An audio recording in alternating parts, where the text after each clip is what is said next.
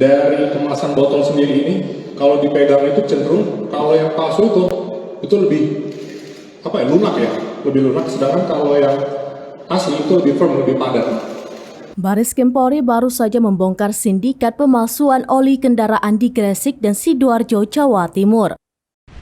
Hasil produksi oli palsunya sudah dipasarkan ke seluruh Indonesia. Para sindikat pemalsu oli ini memproduksi oli palsu dengan menempelkan merek-merek oli terkenal dengan menggunakan kemasan yang terlihat sama. Pada bagian bawah botol ini juga terdapat kode yang kalau yang palsu itu tidak sejajar, kalau yang resmi itu sejajar. Tapi yang satu yang paling mau saya jelaskan di sini paling mudah buat teman-teman semua konsumen juga di Indonesia ini, pada label bagian belakang botol ini, kemasan kami ini ada barcode.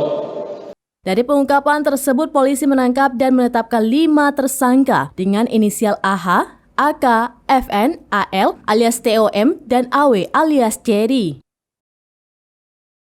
Direktur Tindak Pidana Tertentu atau Dirtipidum Bareskrim Polri, Brigjen Hersadwi Rusdiono dalam konferensi pers di Bareskrim Mabes Polri Jakarta pada Kamis 8 Juni 2023 menyampaikan tersangka AH, AK, dan FN berperan sebagai pemilik dan pemodal pengadaan produksi oli palsu. Kemudian AL alias TOM dan AW alias Cherry berperan sebagai operasional yang bertugas mengatur produksi oli palsu. Para tersangka melakukan pemalsuan oli, mereka berkomplot mendistribusikan dan memalsukan oli dari merek terkenal.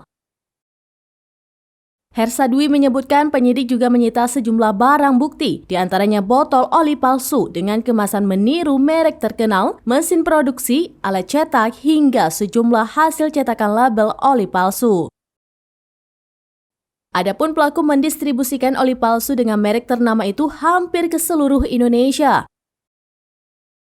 Menurut Hersadwi, para pelaku pemalsu oli tersebut telah menjalankan aksinya selama 3 tahun. Selama kurun waktu itu mereka memperoleh keuntungan atau omset sekitar 20 miliar rupiah per bulannya.